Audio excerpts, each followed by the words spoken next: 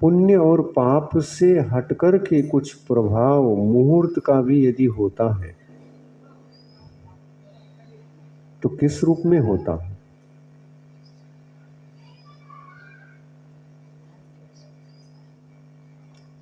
आप यहां तक प्रवचन सुनने के लिए आ गए, मुहूर्त देख करके आए। ये भी एक शुभ कार्य था, प्रवचन सुनना।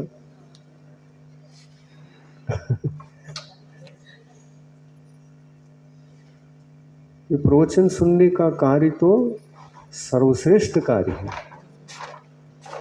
क्योंकि भव्य जीव इसी से संसार मुक्त होता है।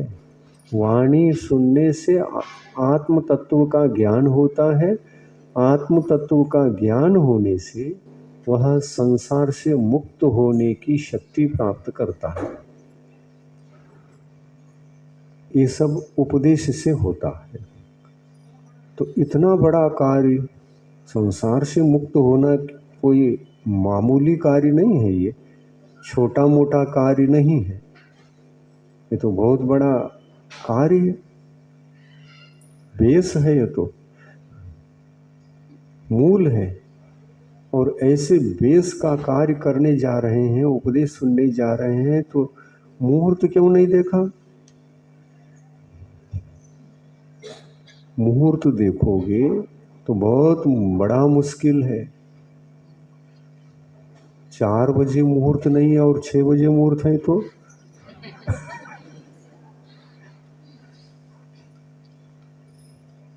आके बैठ गए, महाराज शुभ मुहूर्त दे करके आए हैं, उपदेश दे दो। 6 बज गया है, क्यों 3 बजे क्यों नहीं आए? मुहूर्त अशुभ था। तो प्रवचन ही नहीं सुन सकते। मुहूर्त देख करके यदि उपदेश के इस शुभ कार्य को करने के लिए आओगे, उपदेश सुन ही नहीं सके। एक दिन सुनेंगे, एक दिन नहीं सुनेंगे। तो शुभ मुहूर्त, और फिर मुहूर्त मुहूर्त मुहूर्त, हर जगह मुहूर्त देख करके काम करोगे, कोई काम नहीं हो सकता ठीक से।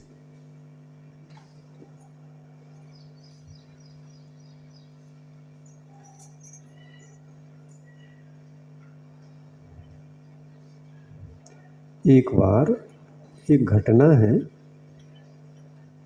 एक बार एक विद्यार्थी पास हो गया,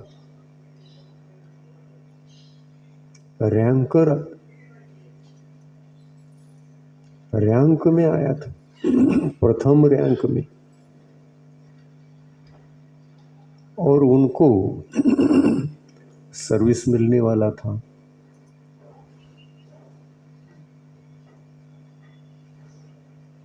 सर्विस के लिए समाचार आया कि फलाने फलाने जगह सर्विस मिल रहा है, और उसके लिए विद्यार्थियों को क्या करना है?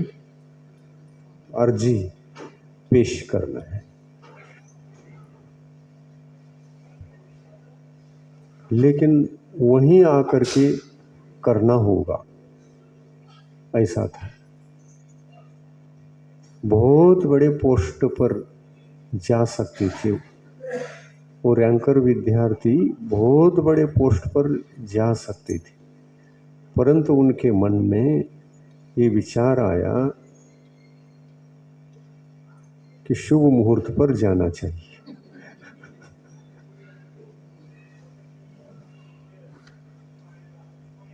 तो डेट दिया था, इस डेट से लेकर इस डेट तक जो भी अर्जी भरेगा, यहाँ आकर के भरेगा, उनका इंटरव्यू भी ले जाएगा और उनको ये पोस्ट का स्थान मिलेगा और सर्विस मिलेगा,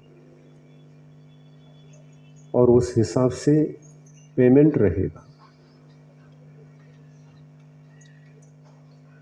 तो विद्यार्थी ने जब इस विषय को पढ़ा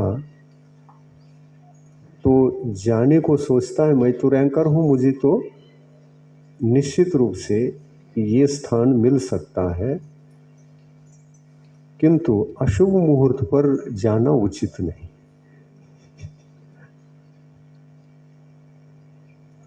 तो अशुभ मुहूर्त को देख करके उन्होंने सोचा कि शुभ मुहूर्त में जाएंगे, तो शुभ मुहूर्त निकाला और शुभ मुहूर्त पर गए। इनके जाने तक ऐसा कोई इनसे ऊंचा मिला नहीं था, नीचे वाले ही थे। लेकिन इनके न मिलने से वो जो अन्य विद्यार्थी थे उनका इंटरव्यू हो गया।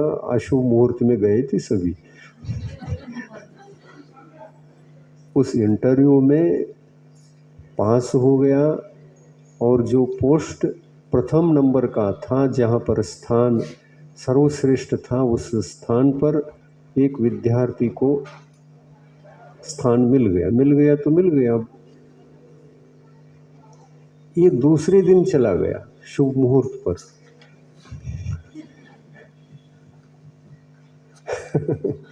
देखो मुहूर्त, दूसरे दिन शुभ मुहूर्त पर गया।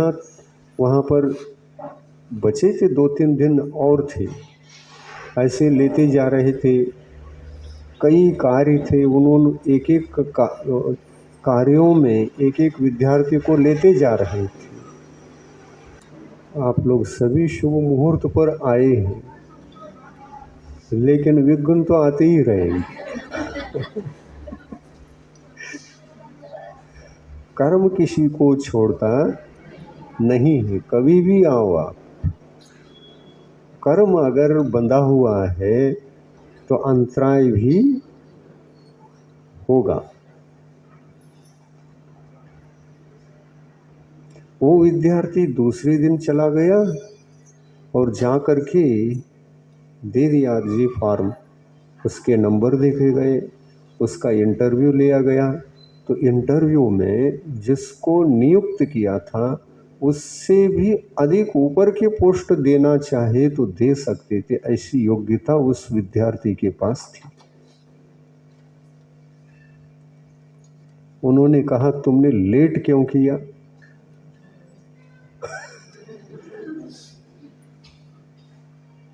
तुम्हारे लिए तो सर्वश्रेष्ठ स्थान मिल सकता था, लेट क्यों किया? तो लेट हम इसलिए हो गए कि कल के दिन से वो अर्जी फॉर्म भरना, इंटरव्यू देना कल से आपका प्रारंभ था, लेकिन हम शुभ मुहूर्त में आना चाहते थे। आज बढ़िया शुभ मुहूर्त है, सर्वार्थ सिद्धि योग है, और ये सब देख करके हम आ गए। तो क्या पहले जो नियुक्त किए गए विद्यार्थी थे उसको क्या कैंसिल करेंगे? वो नहीं किया उन्होंने। अरे तुम चूक गए, कल आते तो इस पोस्ट पर होते। इस पोस्ट पर रहने वाले व्यक्ति को महीना 10 लाख का पेमेंट था।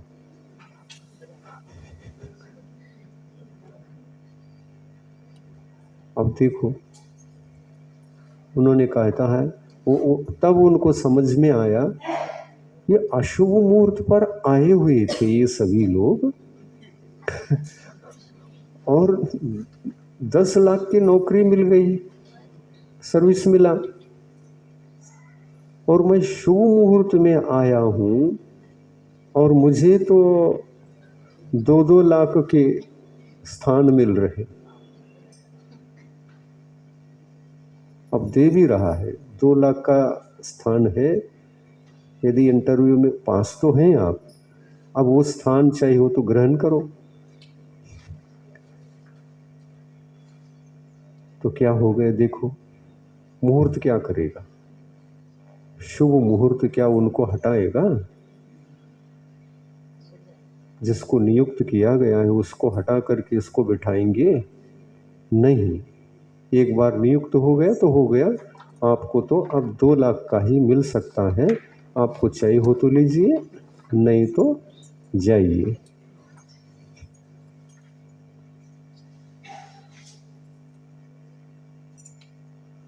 ये जो मुहूर्त हैं इनको क्यों देखते हैं? कौन देखते हैं? क्यों देखते हैं? देखना चाहिए कि नहीं देखना चाहिए? देखना चाहिए तो किस दृष्टि से देखना चाहिए? नहीं देखना चाहिए तो किस समय ऐसा नहीं देखना चाहिए? इसका ज्ञान होना चाहिए कि नहीं होना चाहिए? होना चाहिए। जिसको मुहूर्त मुहूर्त मुहूर्त मुहूर्त मुहूर्त दिल में सवार हो गया है, वो केवल मुहूर्त को ही देखने के लिए पीछे पड़ता है। वो कभी भी अपनी जिंदगी में सुखी नहीं होता। कर्म महत्वपूर्ण है या मुहूर्त महत्वपूर्ण है? क्या है? कर्म महत्वपूर्ण है।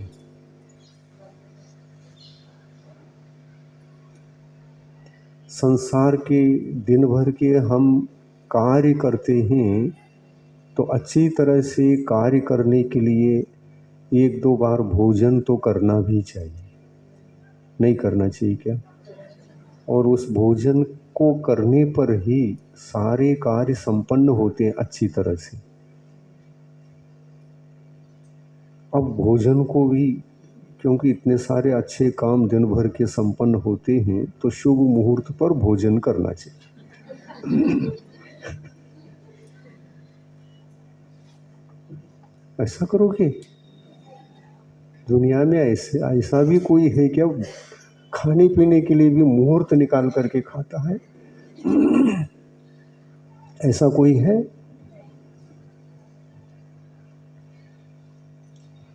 मुहूर्त कोई भी हो, अशुभ भी हो, तो भी खाते हैं। शनिवार के दिन तो खाना ही नहीं चाहिए क्योंकि शनि है वो। उस दिन उपवास रखना चाहिए। शुभ मुहूर्त नहीं है, शुभ दिन नहीं है। सोमवार को खाओ, रविवार को खाओ, गुरुवार को खाओ, शुक्रवार को खाओ, बुधवार को खाओ, चलेगा। शनिवार को खाना ही नहीं चाहिए क्योंकि अशुभ दिन है। खाए बिना कोई काम नहीं कर सकते। अब ये बता दो, शनिवार के दिन अशुभ मुहूर्त था, आप खाए नहीं क्योंकि आज का दिन ठीक नहीं, भोजन नहीं करेंगे, अशुभ दिन है शनिवार। फिर दिन भर कार्य कर सकते हैं? और अशुभ दिन, अशुभ मुहूर्त, अशुभ घड़ी होते हुए भी आप खाने के लिए बैठ गए, खा करके अच्छी ऊर्जा शरीर में मिल गई। तो अशुभ मुहूर्त में खाने पर भी हमारे शरीर में ऊर्जा आती है और शुभ मुहूर्त में खाने पर भी हमारे शरीर में ऊर्जा आती है। हमारे कार्य तो शरीर के माध्यम से ही संपन्न होने वाले हैं।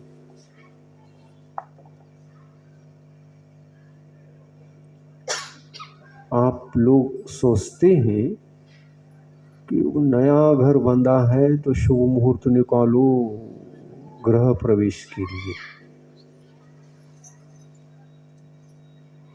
निकालते हैं? शुभ मुहूर्त निकालते हैं कि नहीं? निकालते हैं। तो ऐसा शुभ मुहूर्त पर आपने गृह प्रवेश किया है और शुभ मुहूर्त पर वो कार्य, शुभ कार्य, गृह प्रवेश का कार्य करा के देने वाला भी खूब पैसा लिया है। 15-15 हजार, 20-20 हजार, 25-25 हजार मांगा। सबसे बढ़िया शुभ मुहूर्त सर्वार्थ सिद्धि योग निकाल करके हमको बताए इस दिन करना है गृह प्रवेश।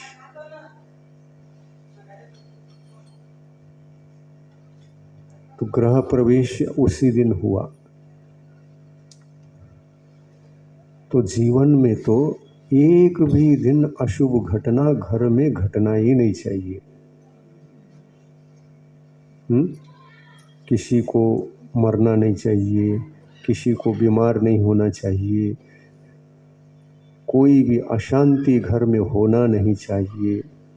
शुभ मुहूर्त मर, क्योंकि 25,000 खर्च किया है ना।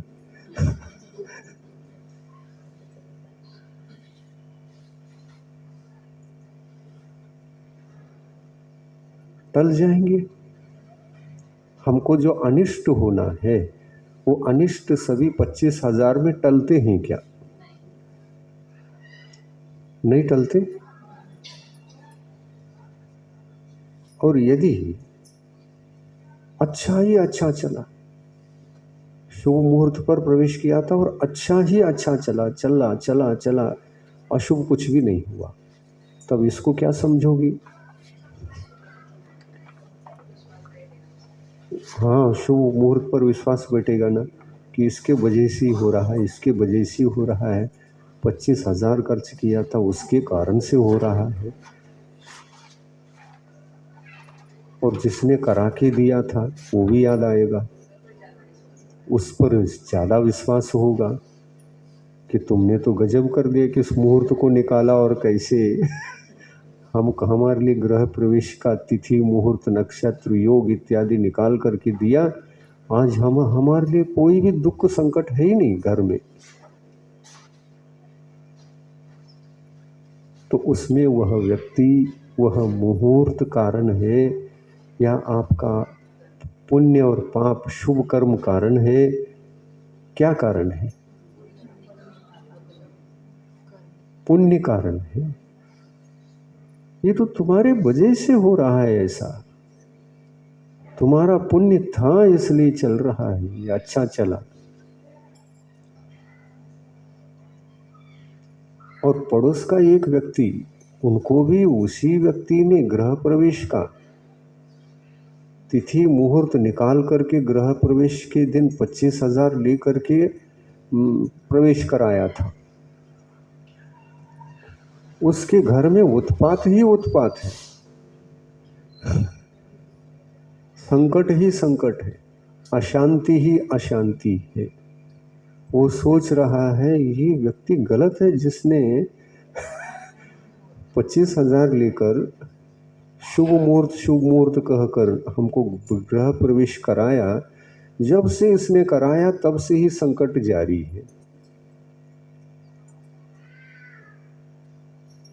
ऐसा भी हो सकता है कि नहीं हो सकता? किसी को ऐसा भी हो सकता है। देखो, हमारी अंधश्रद्धा बनती है, अंधश्रद्धा अंधविश्वास बनता है। ये अंधविश्वास अंधश्रद्धा किसको बनता मालूम है ना? जिसको पुण्य और पाप का रहस्य मालूम नहीं है, उनको अंधविश्वास होता है।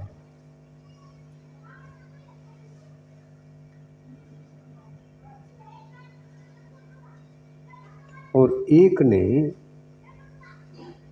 ऐसा किया, अरे अपने पास 25,000 तो है ही नहीं, हम गरीब हैं, छोटा सा तो घर बना है, आरसीसी बनाने के लिए भी खर्चा नहीं कर सकती। वो ऊपर तो पत्रे लगे हुए हैं लेकिन घर नया है। गृह प्रवेश के लिए उसने भी सोचा कि किसी को बुलाना चाहिए,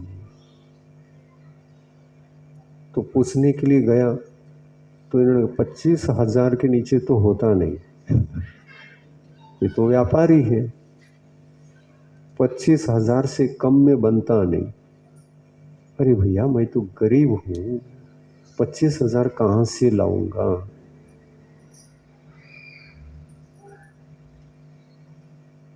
तुम गरीब हो या साहूकार हो इससे कोई मतलब नहीं। हम जिसको ये काम करके देते हैं, प्रवेश कराते हैं, उनके घर में सुख ही सुख होते हैं। तुम्हारी गरीबी दूर हो जाएगी, निकालो।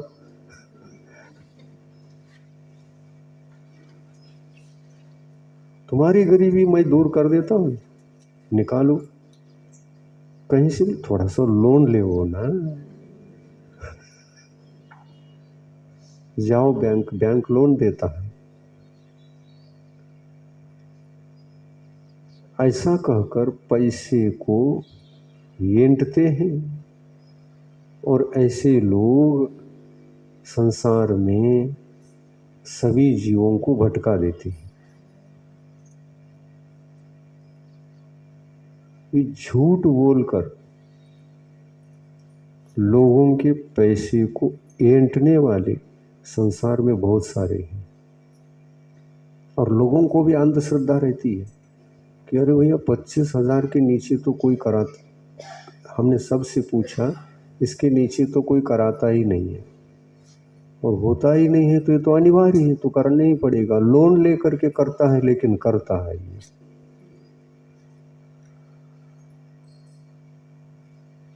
तो ये अंधविश्वास अंधश्रद्धा का काम है क्या ज्ञान का काम है?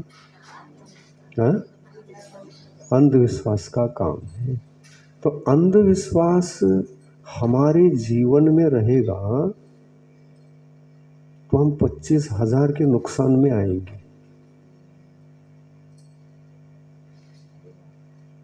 गृह प्रवेश में क्या किया जाता है ये तो देखो। अपने जिनेंद्र भगवान ने तो कहा इस प्रकार के अंधविश्वास के कार्यों में फंसना नहीं। यदि फंसते हो तो तुम सम्यक दृष्टि ही नहीं हो, तुम धर्मात्मा नहीं हो। सम्यक दृष्टि अंधविश्वासी नहीं होता और अंधविश्वासी सम्यक दृष्टि नहीं कहलाता।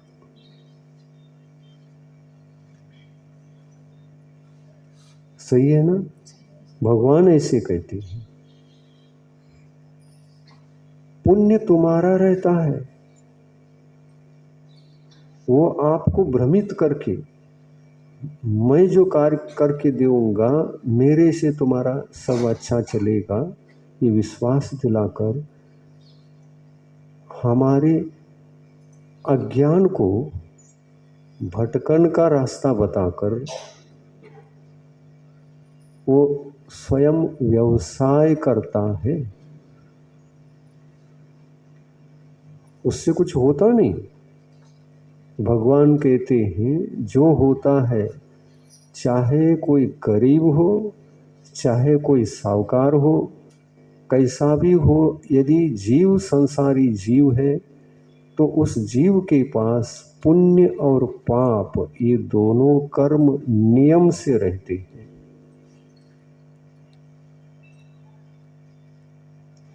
तो महाराज क्या करना चाहिए? आप पूछ सकते कि ऐसे गृह प्रवेश आदि के काल में किसको बुलाना चाहिए भी या नहीं बुलाना चाहिए, ये भी बता दो। बुलाओगे तो 25,000 गए। लोन लेकर के कर रहे हो तब भी गए, लोन लिए बिना कर रहे हो तब भी चले गए। जैसे चले गए थे ना कोरोना के काल में, डॉक्टर के हाथ में लाख 10 लाख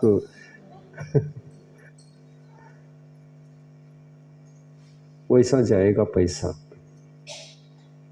तुम पसीना बहा करके इतना पैसा कमाते हो, वो पैसा भी पुण्य के उदय से आता है।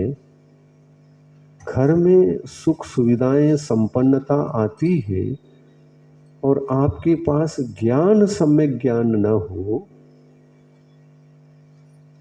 तो अंधविश्वास वहाँ जन्म ले सकता है कि नहीं?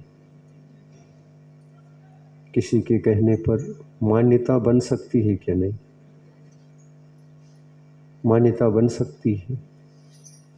वैसी मान्यता आपने कर ली तो जो सुख सुविधाएं संपन्नता है ना पुण्य के उदय से, वो आपके वजह से है, आपके पुण्य के वजह से सुख सुविधाएं हैं। उनको दूसरे के हाथ में देने में समय नहीं लगता।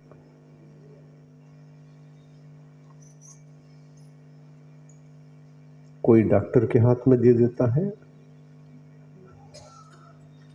कोई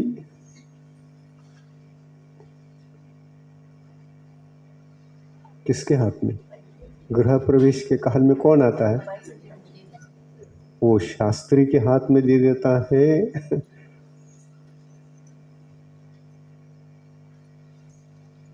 ये धंधे वस्तुतः ठीक नहीं है, और पैसे से ये कार्य करना पाप है।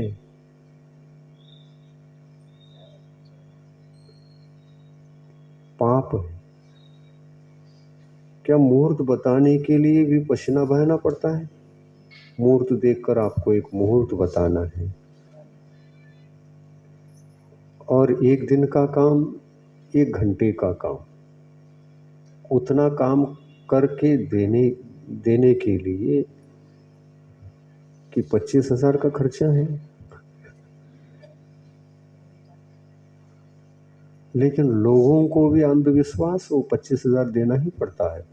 उन्होंने भी दिया, उन्होंने भी दिया, वहां सब जगह देते हैं, मुझे भी देना ही पड़ेगा।